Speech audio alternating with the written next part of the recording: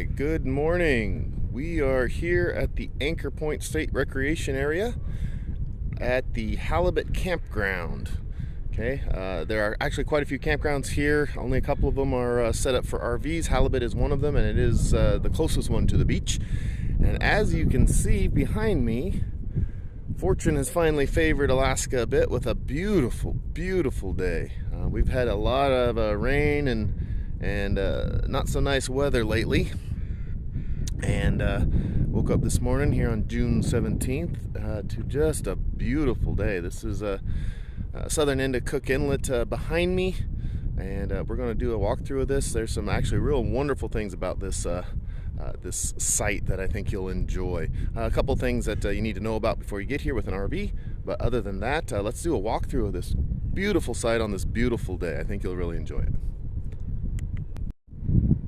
Alright, I just did the intro here and just flipped it around because it's such a beautiful view, such a beautiful day here. I'm actually pointed down south a little bit as the beach will curve around back towards Homer. We're looking directly south. I don't know which point that is, but that's down towards Soldovia. Yesterday when we got here, we could see the volcano. I'm going to butcher the pronunciation, Iliana. It is right there, but you can't see. I can't even see it with my bare eyes here, so my camera certainly won't. But there's a volcano that on a clear day you can see it. And then this is low tide here. Okay, and we're looking up Cook Inlet here towards Anchorage. Maybe that's Iliana. I don't know. I don't know my mountains over here. Right, so one of them's a volcano. And then there's some beautiful mountains on the west side of Cook Inlet there. I encourage you to look at the look at the map there if you're interested in knowing the names of all those mountains over there. But this is low tide here. Now, one of the coolest things about this site, and we're actually gonna look at the day use site spot first, which is right up over here on our right here, because there is no boat ramp here, and yet this is one of the heavier used entry points for commercial fishing boats and charter boats and stuff like that. And it's actually really cool. I don't know if I'll be able to show you, but they use a logging skidder, one of those big giant wheels, articulated logging skidder to drag boats down the beach and do a surf launch directly into the surf. So there's no boat launch, there's no pier here, but they launch boats here all the time. And if they launch one while I'm standing here, I'll stop and record it. Well, one of the cool things about this site is that because of that, when the fishing boats come back, they get pulled out of the surf by that very same boat. And it's somewhat, I don't know if you want to say traditional, but those boats will dump their fish waste right here on the beach. Now, most of the time, that's a bad thing. Okay, you'll have people complaining, and then they'll set up waste stations or signs saying don't do that. But here it's okay because there's so many eagles and seagulls and crows that it's kind of a little feeding station, and it's perfectly okay, and it's kind of cool because you get to see lots of eagles. So if you're a photographer, you like to do photography, then by all means come down here and you'll have lots and lots of chance for eagles. Right now it's the young eagles are flying around and they haven't molted yet, and they're still flying around in their juvenile kind of mottled brown feather pattern, so as well as mature eagles. So you got just a huge range of birds and their color patterns to take pictures of. The other thing, if you're towing a small truck or you have a small truck, you can drive down here on the beach. Okay, there's a family there camping, and you drive right down here on the beach. We'll look at this right now because we're right here.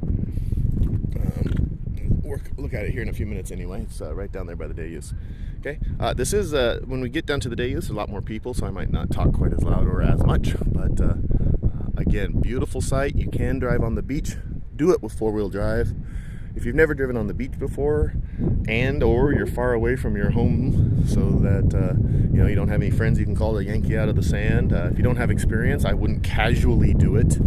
I got a little 4x4 pickup truck. You might have seen it in some previous videos. It is the perfect truck for driving here on the beach, but I'm a little bit far away from my home territory. I don't have anyone I can just easily call. Now, it turns out that logging skidder that launches boats, they will also yank people out of the sand for a $100 bill. So if you do go down there and you do get stuck, then you just go down to that boat launch and wave a $100 bill at them, and they will come get your vehicle out of the sand before the tide comes in. And bonus with that, they will laugh at you for no charge.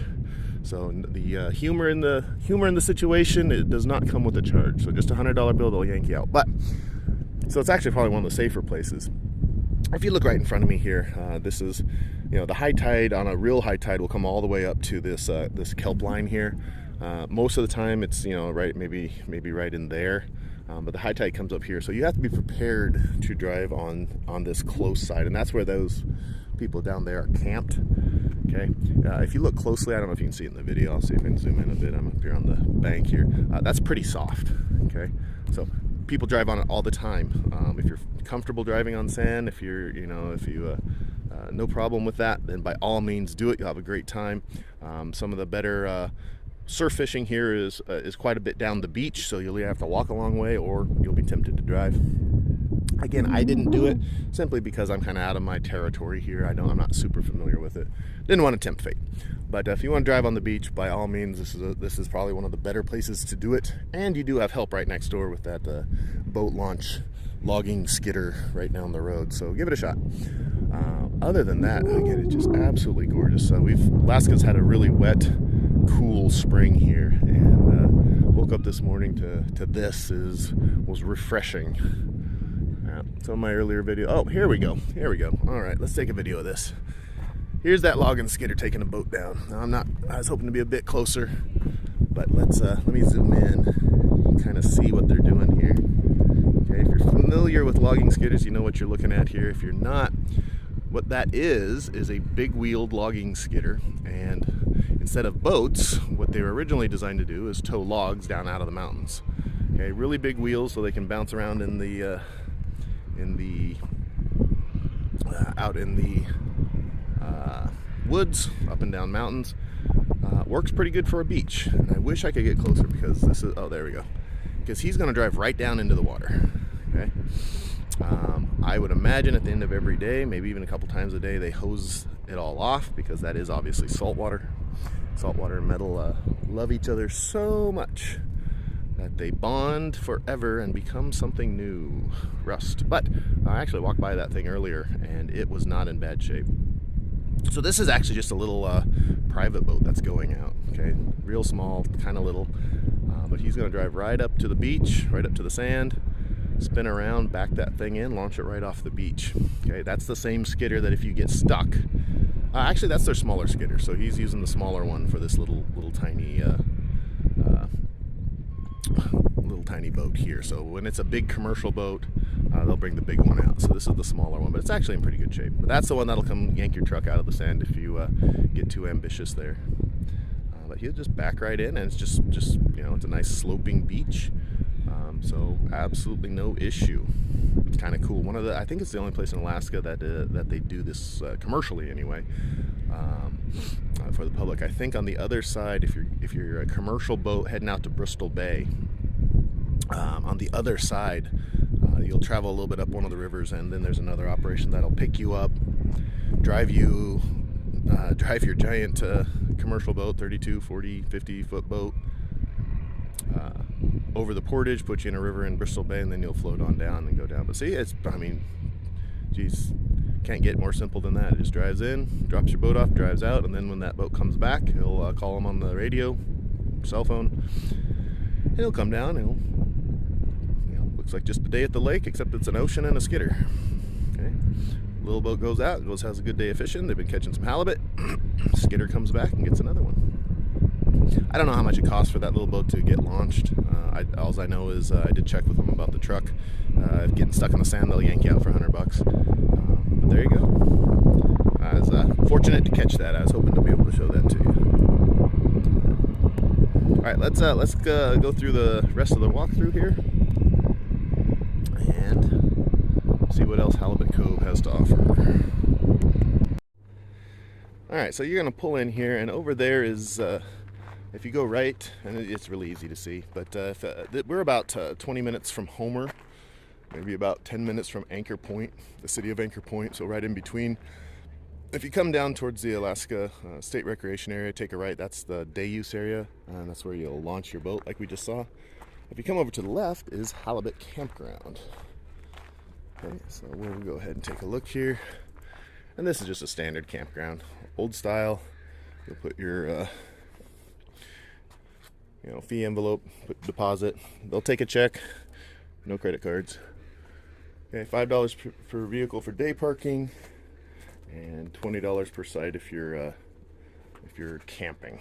Okay, and there really is nothing too unique about this campground other than it's right on the beach. Okay, zoom in on the rules here if you want to take a look at those. Okay, discharge of sewage, wastewater, and gray water is prohibited. Shouldn't come as a surprise. They do not have a RV dump here. Okay, there is no RV dump. I'm not sure where the nearest RV dump site way down south is here. I haven't found it yet. Actually, I correct that. Actually, completely forgot. Stariski campground, about 15 minutes to the north on Sterling Highway, has an RV dump site. We haven't used it yet. We'll probably use it on the way out today. But it's about 15 minutes to the north, the Stariski campground. Anchor Point has a couple little grocery stores to get some basic supplies, and like I said, you're about 25 minutes from Homer. And there's a Safeway and a hardware store and RV supply store in Homer, so you're well taken care of here.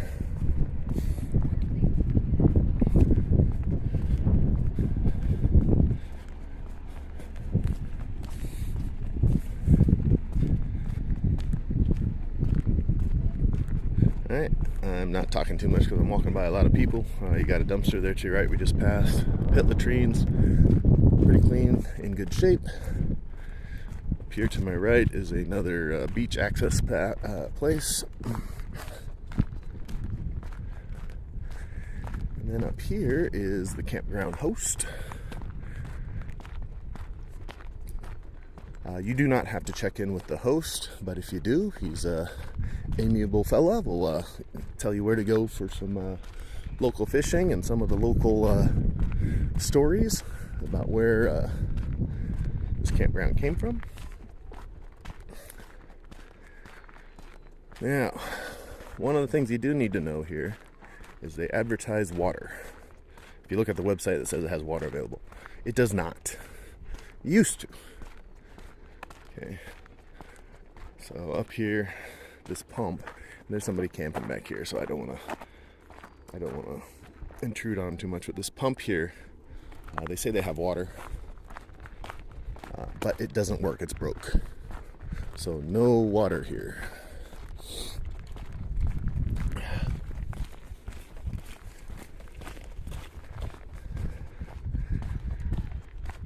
Alright, so no RV dump, no electricity, no water.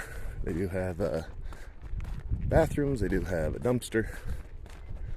Okay, but it does say it has water, but that pump is seized up. It's rusted up.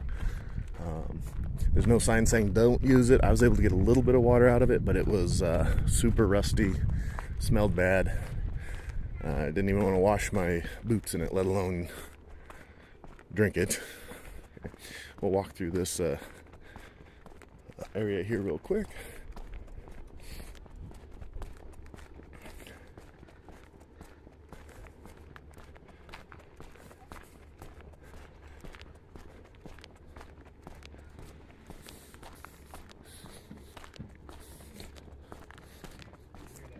All right, now this isn't a huge campground. I think there's 15, 16, 18 sites.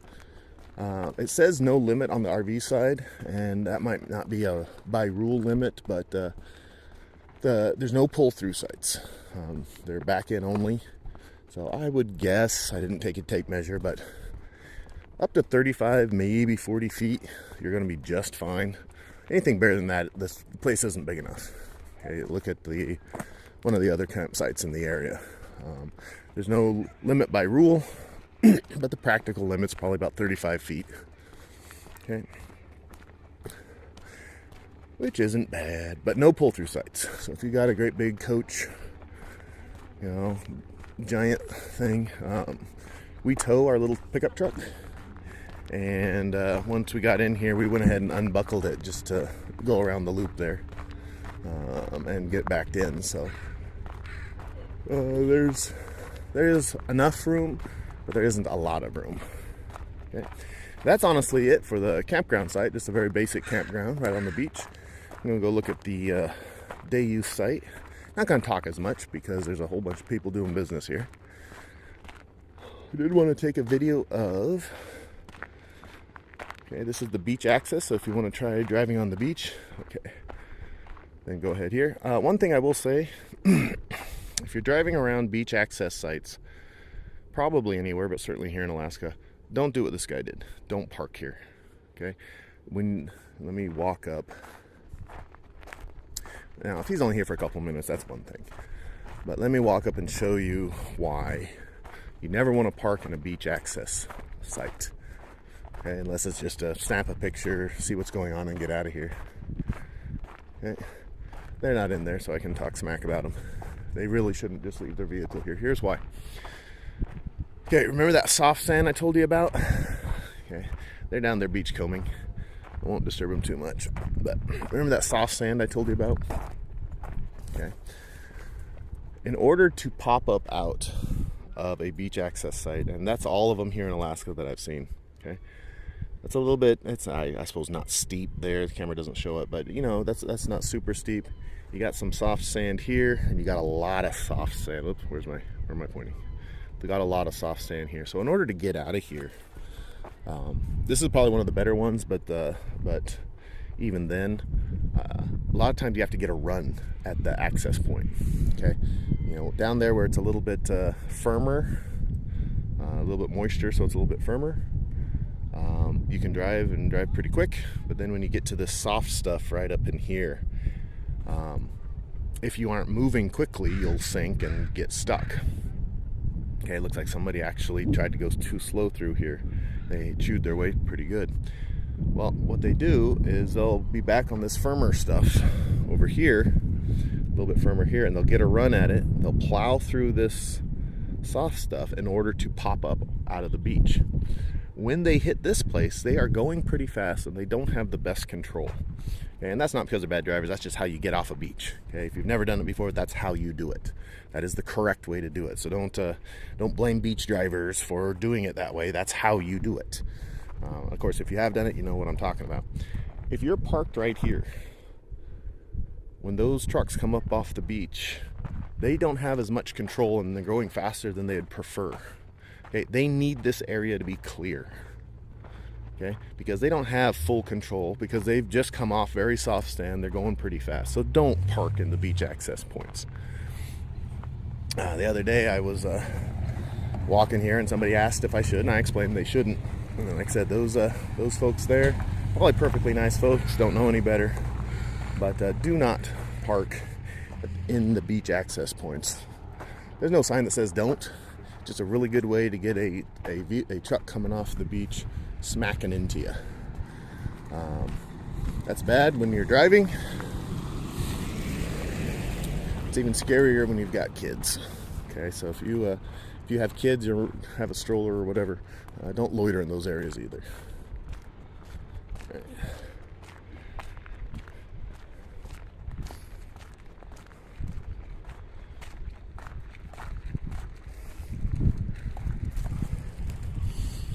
This is over on the day use side. Again, I'm not going to talk too much because there's a lot of people around. They're doing business, going about their day. Don't want to interrupt them. They certainly don't want to be on my video. But this is the day use side. Yep. Okay. You can see some little boats up there, boat trailers. They're all out at sea doing their fishing. Just a gorgeous day.